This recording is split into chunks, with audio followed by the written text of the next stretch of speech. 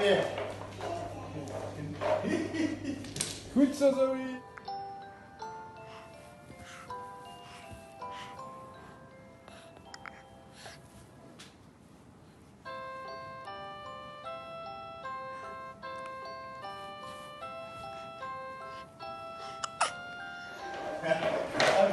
Kom weer. Goed zo, Zoe.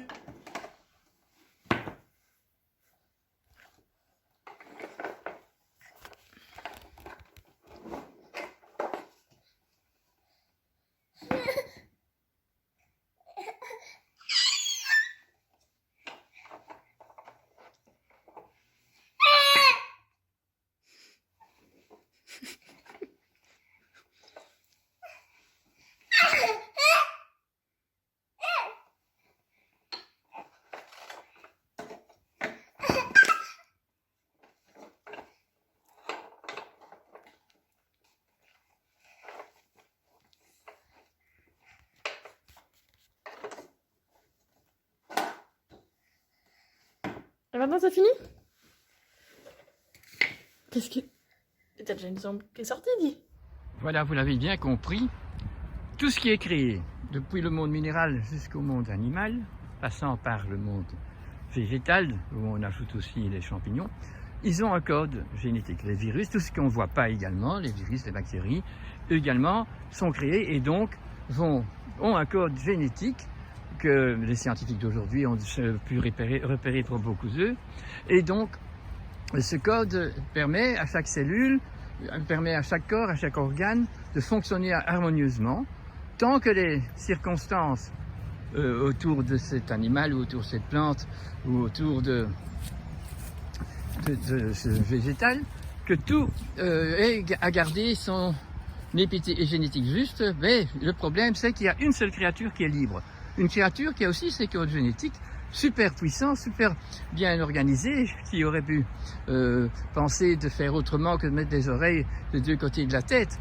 Donc tout ça est tellement bien créé pour que ça fonctionne bien, mais cet animal qui s'appelle l'Homo sapiens a le potentiel d'être sapiens, donc d'être sage, mais il a la liberté de faire à sa guise, de choisir, d'aller pour le vrai, l'authentique, ou d'aller pour son ego et pour ses facilités.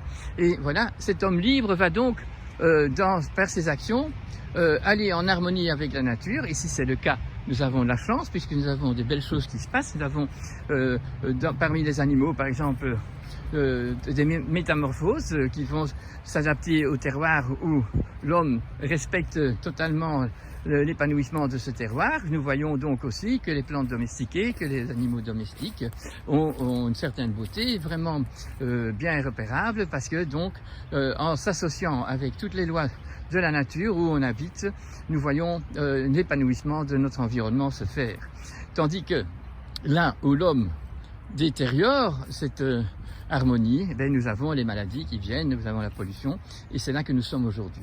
J'ai voulu bien parler de code génétique. Donc le code génétique des loups, donc déplacés dans les chiens domestiques, ils ont encore une particularité puisque chaque race a un code génétique avec une spécialité bien précise. Le schipperke finlandais, c'est pour vivre sur des péniches, parce que là, il a la voix stridente, tandis que le capitaine de son navire, là, il n'entend que des vroom, vroom, vroom, vroom, vroom.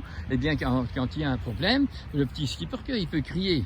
Le schipperke ne peut pas être un mastodonte, parce que la force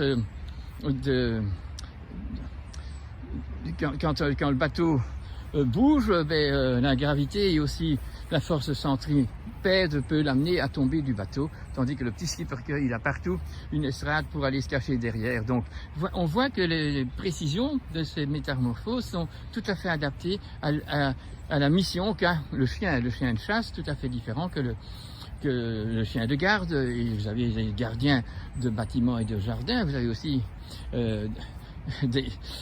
enfin, chaque race, vous pouvez essayer de voir le symbole qu'il représente. Et alors aujourd'hui, ce qui est bien grave pour la plupart des chiens, c'est qu'on a un border collie qui doit normalement travailler pour rassembler les animaux du patron. Et bien non, il est en train, quand il se promène, d'essayer de rassembler tous les enfants. Donc il est dans une faute de reconnaissance, il dit mais est-ce que mon maître c'est un maître ou bien est-ce que c'est un mouton que je dois rassembler?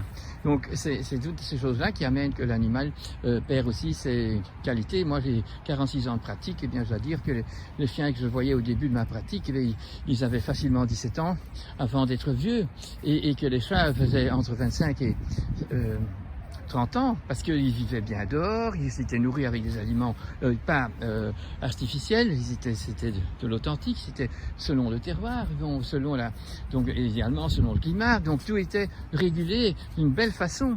Ce qui est le cas, n'est plus le cas maintenant, et qui est le plus grave, et qu'alors c'est les lois écrites qui sont faites, qui sont données par nos professeurs, nos scientifiques, nos CEO, nos gens milliardaires, qui eux décident maintenant de faire des lois qui ne tolèrent pas, mais qui exigent au fait de faire tout d'une façon artificielle, contraire à la loi naturelle et à la loi de la santé. Et voilà que le peuple d'aujourd'hui, après la Deuxième Guerre mondiale, a des règles qui fait que dans tous les aliments, il y a des produits chimiques, des produits du goût, toutes des toxines, si vous voulez, pour pouvoir conserver et pouvoir vendre sur toute la planète. Voilà, c'est cette chose-là que je voulais vraiment impliquer dans la compréhension des phénomènes. Pourquoi ça va mal maintenant? Toutes les lois qui nous faire mettre un masque et tout ça, c'est ridicule, mais pourtant c'est des lois, et donc on est obligé de suivre. Mais tout ça parce qu'on a été beaucoup trop gentil et qu'on a se laissé faire. Vous comprenez maintenant donc, le seul animal qui est libre de pouvoir gérer, de pouvoir laisser en actif son code génétique est l'humain, l'Homo sapiens. C'est lui le seul qui a l'imaginaire et qui peut donc avoir des contacts par un organe qui s'appelle le néocortex avec l'éternel, avec donc la zone de la force créatrice, de l'énergie vitale universelle, qui fait qu'il y a un cosmos, un univers qui est créé selon ses normes.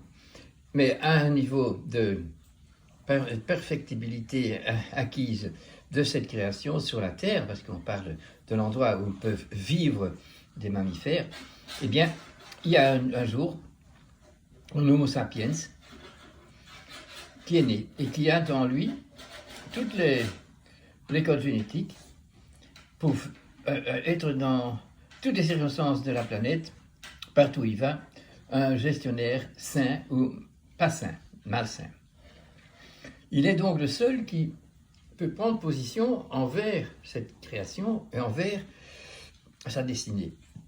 Mais bien sûr, la nature créatrice, elle est absolue, elle est juste.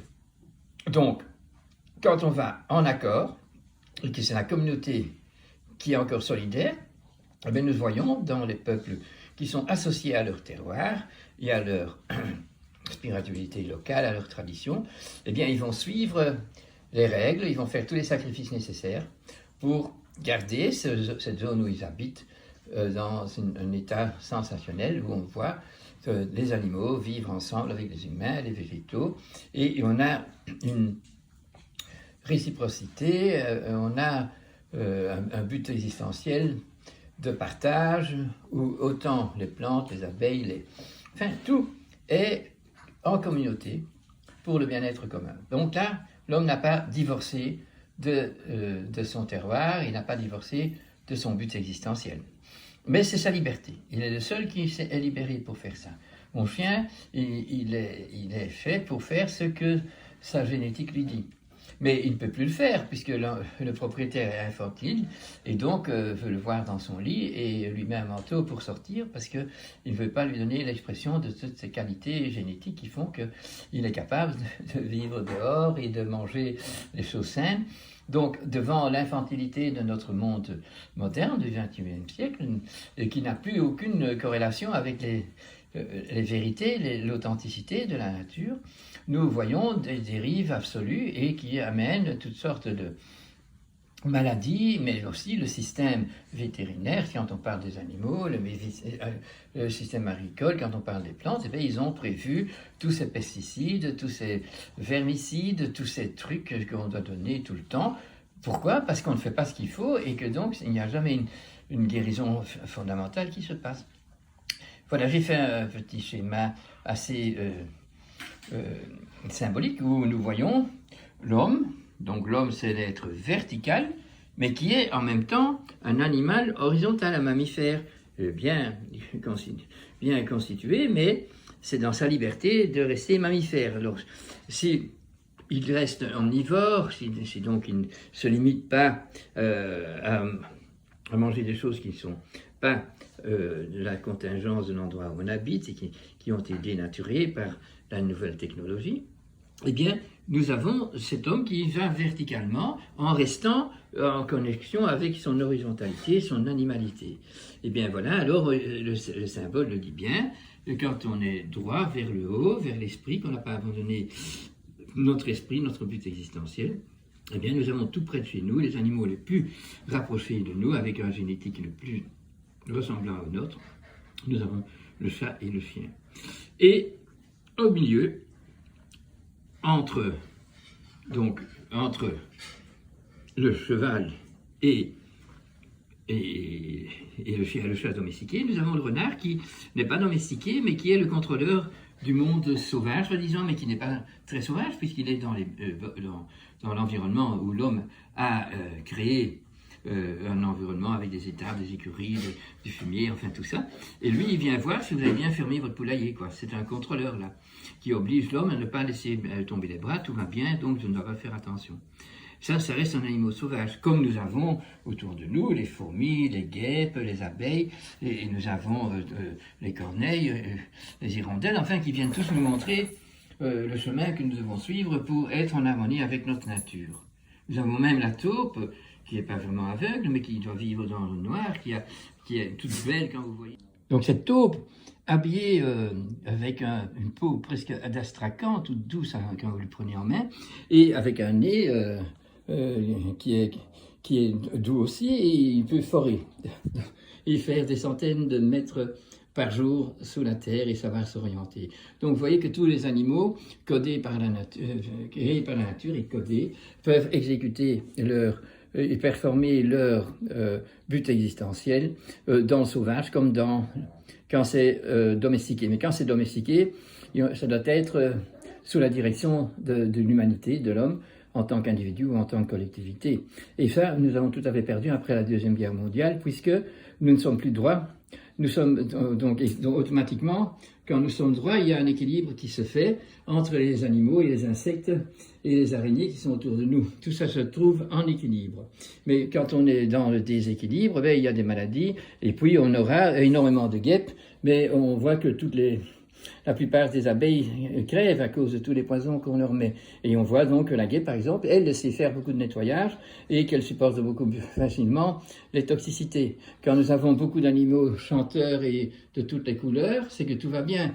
Quand nous avons que des corneilles, eh bien nous avons un monde qui n'est pas tout à fait, qui est plus dans le deuil que dans la joie. Et ainsi, chaque animal indique des symboles, et quand c'est la maladie, c'est que le symbole n'a pas été suivi et qu'on est dans le diabole. Voilà. Le tout est que pour guérir de cette crise Covid, qui est la crise du terminus de nos aberrations, ça veut dire qu'on ne peut plus les continuer, mais pour ça, il faut aller les arrêter, et pour savoir les arrêter, il faut les nommer, et donc bien savoir que tout ce qu'on fait aujourd'hui quand on est professionnel, et qu'on a donc une responsabilité envers les innocents qui sont nos animaux et nos plantes, mais que nous sommes alors des professeurs qui éduquent les vétérinaires et les médecins et à faire les choses d'une façon complètement contre les lois de la nature. Quand on est architecte, on met du béton au lieu de mettre des matériaux nobles, et voilà, tout ça c'est parti mon kiki, et c'est considéré comme pratique et bon, et nous ne voyons pas que les appareils que nous employons sans fil pour la communication, eh bien qu'ils ont des centaines de milliers d'appareils nécessaires sur Terre comme dans l'espace, pour pouvoir faire ces communications, et que tout ça, ce hardware, pour le fabriquer, c'est très polluant, et qu'une fois qu'ils sont fabriqués, ils sont irrecyclables, et ils polluent l'environnement dans lequel ils sont. Et quand c'est des ondes, c'est aussi polluant. Les 5G et tout ce qu'on emploie comme ondes qui vont concurrencer les bonnes ondes qui font les communications entre la nature qui a créé et qui entretient la création, qui envoie ces ondes pour s'adresser d'une façon simple, puisque les animaux et les plantes y répondent sans refus. Tandis que s'ils ne savent pas y répondre parce que les humains les ont mis en exploitation et dans des situations malsaines, eh bien, ça dépose sur la Terre les conditionnements dans lesquels on est et où ce virus est bien content de pouvoir se voir invité pour provoquer un retour d'immunité et un retour de certains symptômes home cleaning de notre physiologie. Il y a beaucoup de choses à vérifier, mais surtout, il faut faire le constat. Sortir de notre hystérie, sortir de nos ressentis et de notre émotion qui guide tout, mais voir les choses avec objectivité, parce qu'alors si on a pu le mettre en objectivité, ben nous sommes de nouveau dans la possibilité de relativiser et de faire des plans pour nous améliorer et améliorer le monde.